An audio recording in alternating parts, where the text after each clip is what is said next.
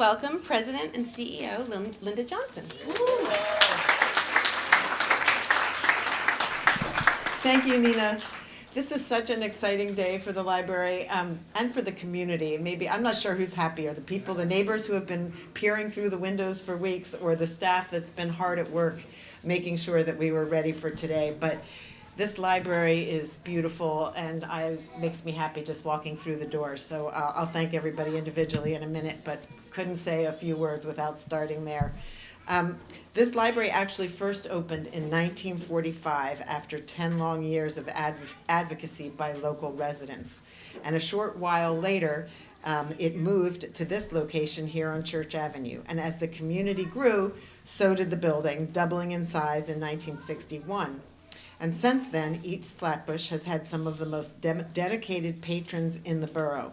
And today, I'm grateful to be able to reopen for those generations of Brooklynites who deserve the inviting and inclusive, communal, inspiring space that we're standing in now.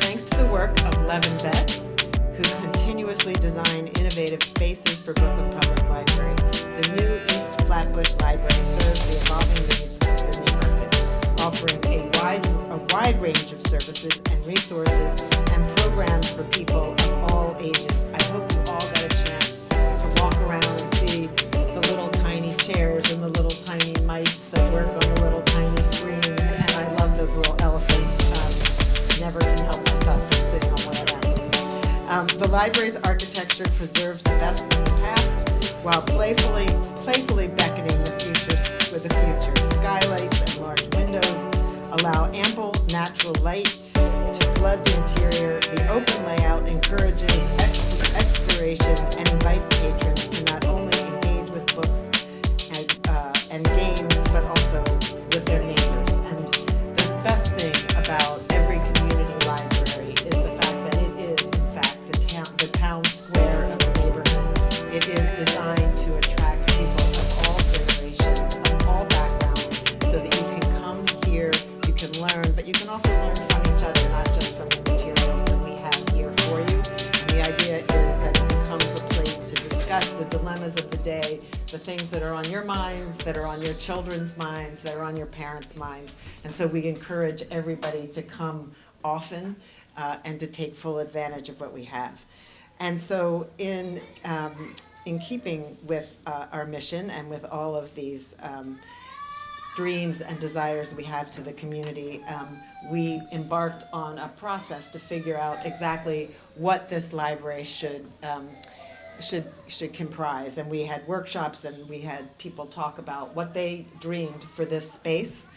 And so we plan to have workshops and author talks and everything that you as members of this community and patrons of the library could hope for. And so we hope that the process of teasing out what you would like continues. We do know that we've got some aggressive advocates in this community, and that's a great thing, and so we count on you all to keep us honest. The city's libraries are facing over a $36 million budget cut this year, and I am sorry to bring up a bit of a downer, but I've got you all here, so why not, right? This is what consumes me these days. Without a full restoration of this funding, this library and all of our branches could be in jeopardy and would not be able to provide the public with access to the programming and the beautiful safe spaces that you all have come to rely on. So our libraries must be fully funded, must be open at least 6 days a week, so that the community is fully able to benefit from the investment that we've made in spaces like this. It would be sad to have to cut back hours after all the work and energy that's gone into this library. Both the city and our private partners have helped invest in this branch despite budget challenges, and we are especially grateful to National Grid for their support. And I personally would like to thank the Brooklyn Public Library staff who thought through every detail of the space. Especially, I saw Philip Heller, thank you, Philip, who heads our CPFM team. Sonia Covington, who I also saw around. And Angela, all of you guys, terrific job. Thank you very much.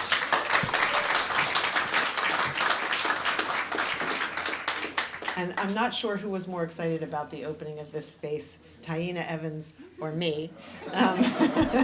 But she's been busting at the seams for weeks, and so thank you, Taina. Thank you, John, Hirth, Matthew, Inzira. Thank you, John. Appreciate it. I know I always stumble on that. Danette Riker and our entire East Flatbush team. This branch could not be in better hands. This community could not be in better hands. And thank you to Kelly Lynn. Kelly, I saw you, for planning today's festivities. Thank you all.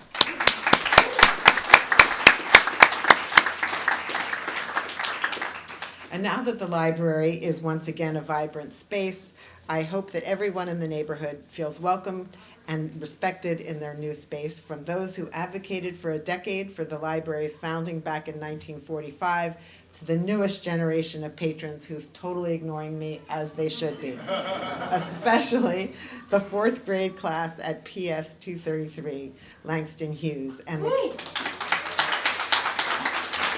the children at Liberty Daycare. Thank you.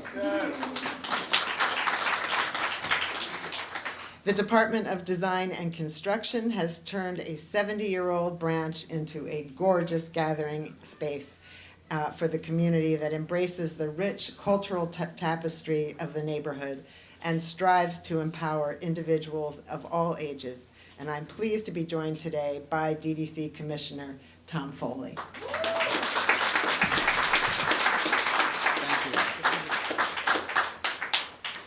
Thank you, Nina. Thank you, Linda. My name is Tom Foley. I'm the commissioner at DDC. We build cool things throughout the city, and what an amazing site, a library this is. It was really transformed, 8,000 square feet, as Linda had described, and really was a cold place. And walking and speaking and being involved with this project when I was at DDC, I was deputy commissioner at the time. Our libraries are central, really are anchors into the community, really are amazing assets that we've certainly learned over these last couple of years for what they mean to the community. And so when you would come out here during the design phase and see the cold frontage and next to the butcher next door, and it was like, how can this space be transformed? And obviously Levin Betts did an amazing job, so congratulations and kudos. And this would not have been possible without Sergio and from DDC, our director of Brooklyn Public Library, did a fantastic job. And as we would talk about this project and others at BPL, this is a labor of love, and you really sense that as you come in from the street into these wide windows. You come in and it is like that cathedral-like setting, even though it's one story, that the light just pours in. The community deserves, nonetheless, it's an amazing space that was transformed in 3+ years during COVID. This $10 million project, and it would not have been possible without the DDC team working with Levin Betts, working with XBR. Peter, the owner, is here, literally sitting at some of these tables, probably not the little kids tables, maybe the other tables, and working through the challenges of working within the current space of a 70, 80+ year old building. So kudos to the team, and we continue to partner with the library system, the 3 systems within the city, and we continue to work with our elected officials. We're actually up in Albany today, where as library funding is certainly, we don't control the funding. We just design and build cool things throughout the city, but we do need additional tools. We do need to have streamlined capital process and programs, and we're certainly advocating. I'm advocating it every step of the way in order to get us the tools, and as designers and as engineers of which I am, so that we can build better, quicker, faster, cheaper. For all of New Yorkers. So thank you, Linda. Thank you to our teams at BPL and especially at DDC. Thank you. Thank you, Tom. Tom mentioned, and as did I, the wonderful work of Levin Betts, the architects who transformed this space. And so I think David Levin is going to say a few words.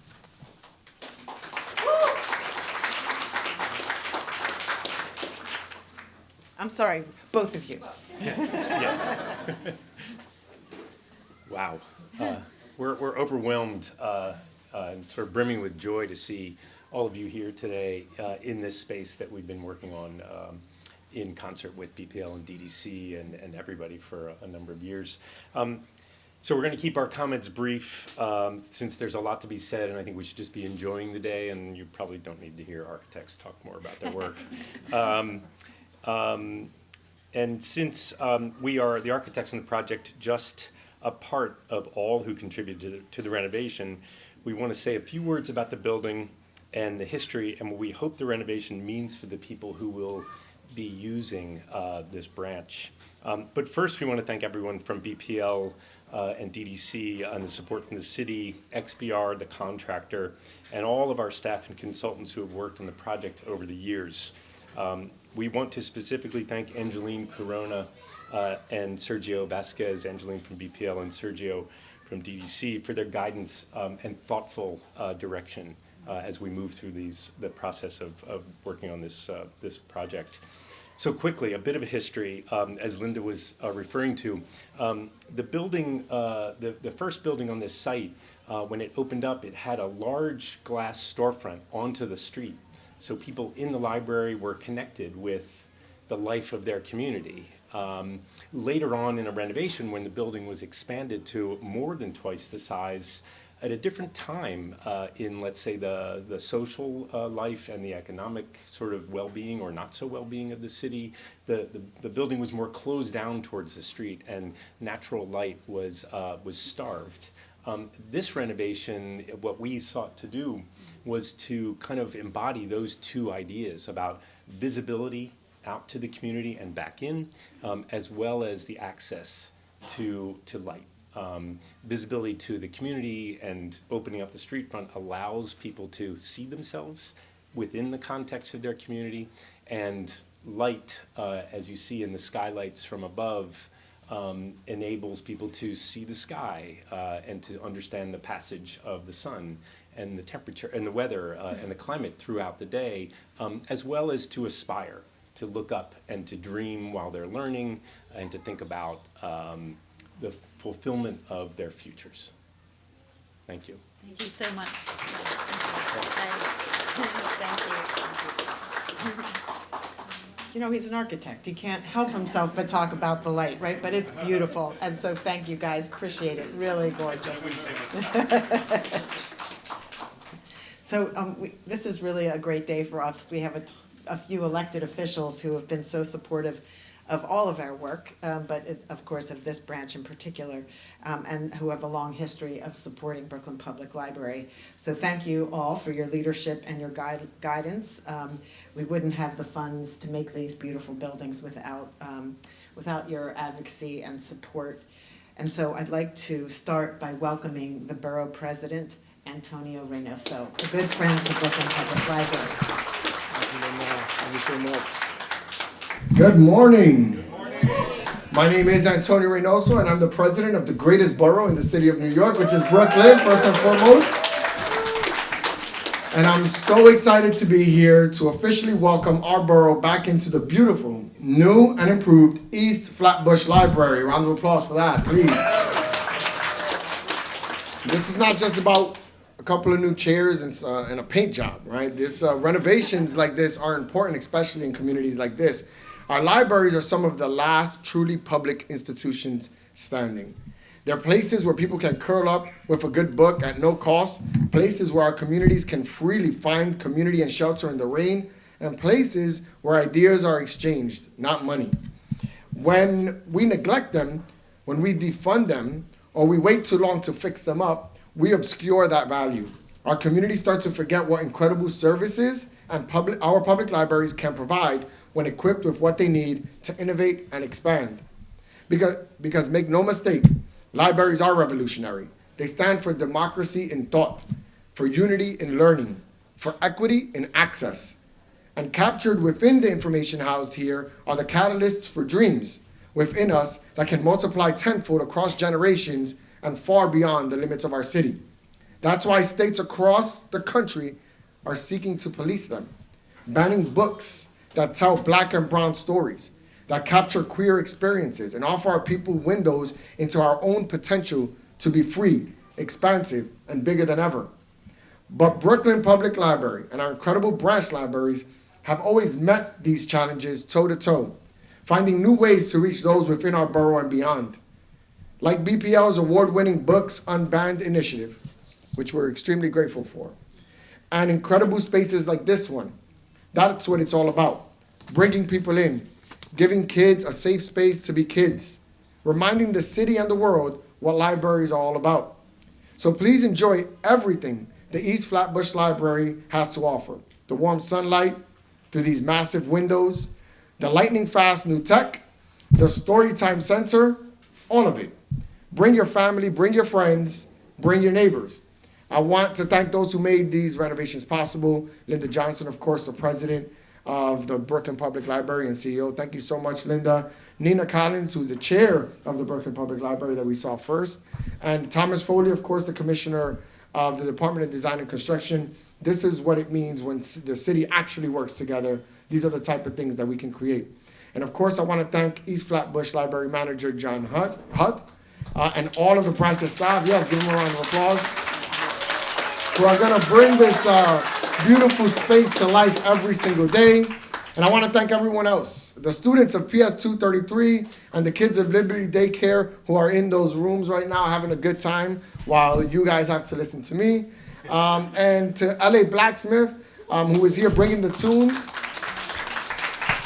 And thank you to everyone that is here to celebrate.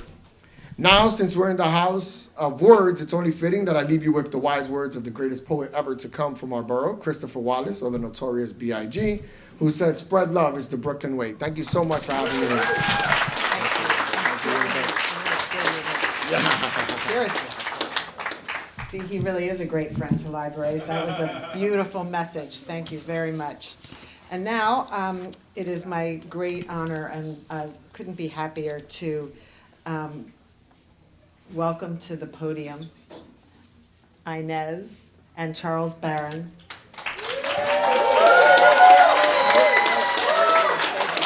I feel like they don't need an introduction. Good morning. Good morning. It is such an honor, a privilege, and a pleasure to be here on this occasion.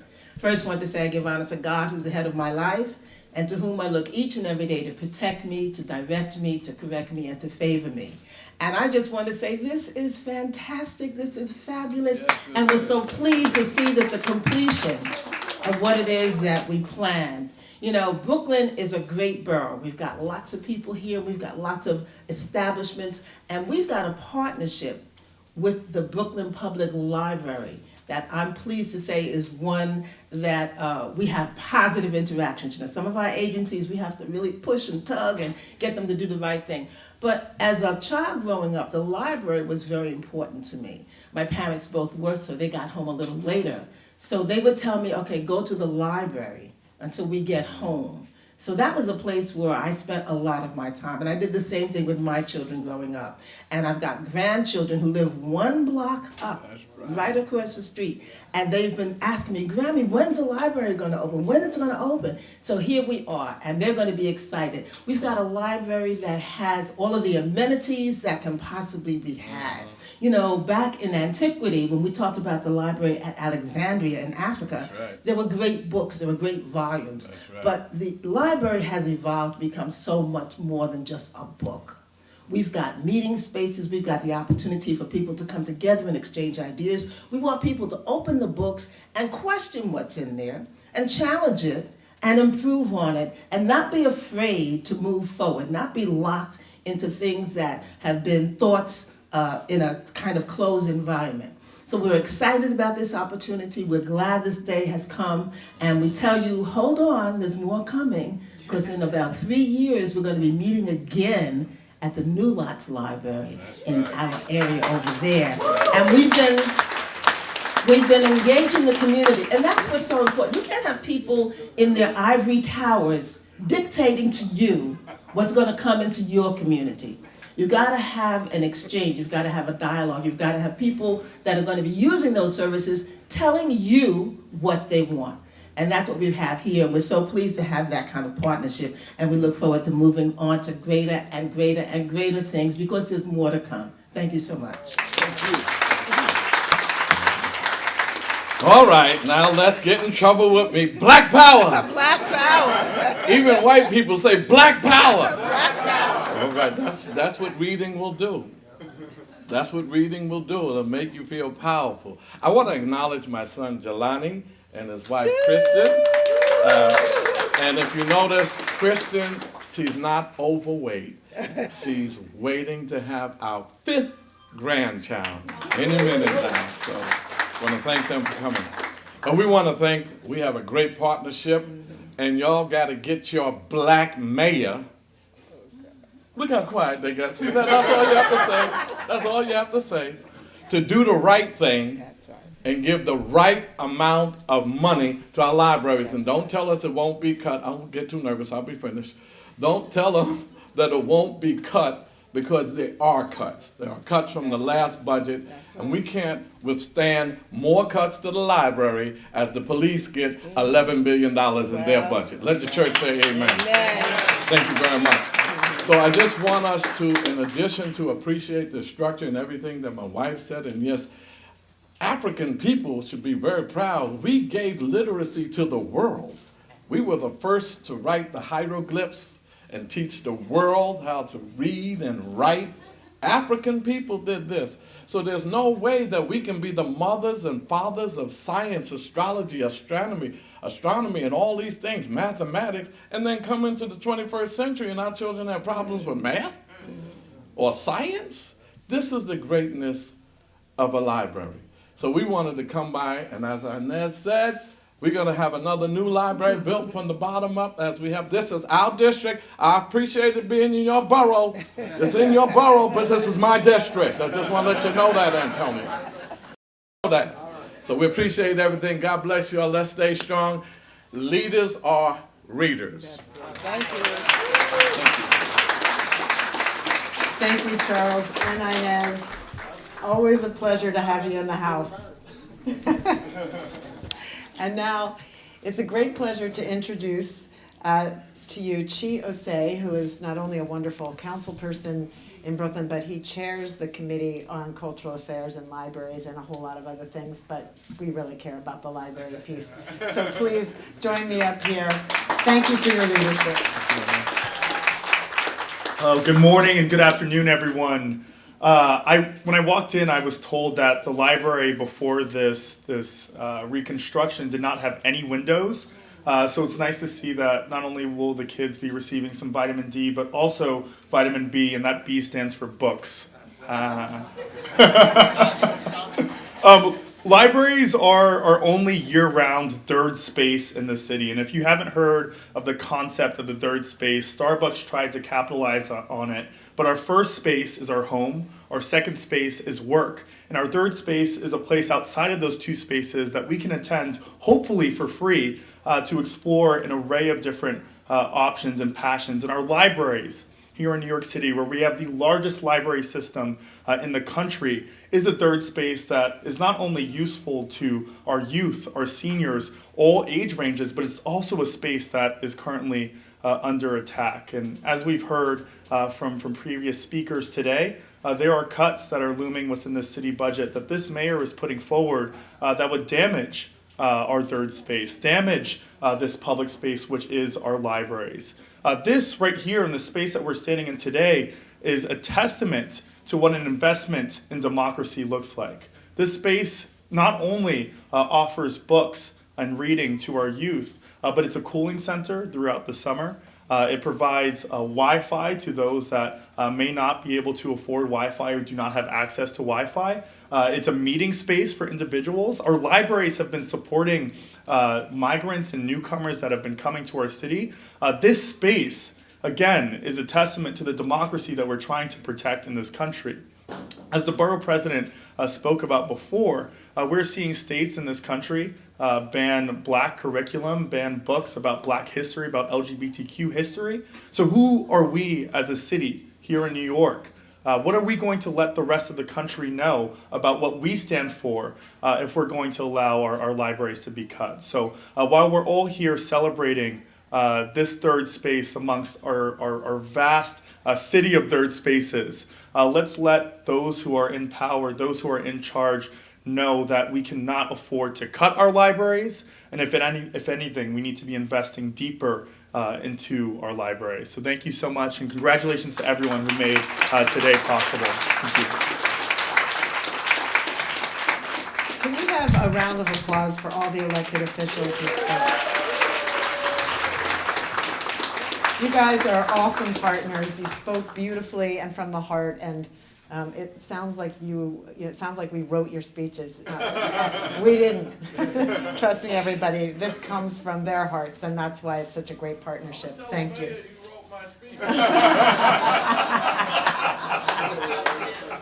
Black power.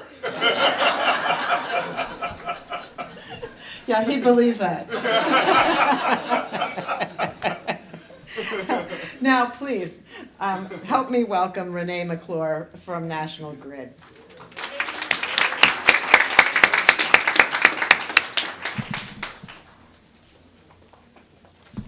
So I did write my own speech. So I just wanted to say thank you, Linda, Samantha, and the BPL team on completing yet another excellent library. For over 70 years, we know this library existed in this area, and over the period of times, it has been renovated and renovated and renovated. And today, we are witnessing another great renovation. So let's give a round of applause for this. Because this is a true testament to the importance that the library serves in the communities that they're in. National Grid is delighted to be able to support yet another outstanding library project completed by BPL. Many years ago, we supported the Kingston Library through our Cinderella program. Does anyone remember the Cinderella program? Okay, thank you. We do have some takers here. And as I was speaking with Samantha, we understand that Red Hook is on the horizon, so we're going to be looking at that. I just heard from the councilman that the New Lots is on the horizon, so that's in our radar as well. And so we're going to be monitoring and watching those projects as they unfold, and we'll be working closely with BPL to make that happen. And although the Cinderella program still does exist, it is now under the economic development area within our company, with the primary focus being on revitalization for businesses. However, through our Project C initiative, which consists of 4 pillars: clean energy and sustainability, workforce development, environmental justice and social equity, and community engagement and neighborhood development, we are intentional in providing investments in local organizations such as BPL. We do volunteer initiatives, and I understand on June 8th, we will be working at the Macon Library doing some voluntary initiatives, so we'll be there. Community outreach, and we're looking for ways to continue to have ongoing support. Through the community engagement and neighborhood pillar, we have launched, which is now the new kind of quasi-Cinderella program called the Neighborhood Investment Program, better known as NIP, which is similar to Cinderella. And as you all know, Cinderella started back in 1960, so there's some history with what we do when it talks about being and revitalizing communities. However, NIP has expanded to not only provide community development grants to nonprofits, we're also, such as BPL, we're looking at faith-based organizations, arts and cultural institutions, and beautification programs aimed at community revitalization through energy, education, and economic development. The East Flatbush Library is a recipient of our NIP grant, so let's give them a round of applause. For its renovation of over 8,000 square feet facility, offering community state-of-the-art amenities, job retention and creation, and a host of additional programming services and resources. The facility will have energy-efficient equipment, products, and services, and I understand you're qualifying for a silver LEED, so that's important. It contains a white reflective roof to mitigate heat absorption and keep the structures cooler, an energy-efficient system, and a host of other measures that will place forward and help us move to a more clean, sustainable energy. So we are thankful for that, and we look forward to the project that you're doing in Red Hook, which is supposed to be a net zero library. Yes. So again, that's on our radar. So we want to thank you for bringing this amazing project to National Grid. We look forward to supporting other such projects as we partner on programs, initiatives, providing positive impacts in the communities that we serve. So thank you. Thank you. Thank you, Renee. We'll hold you to that.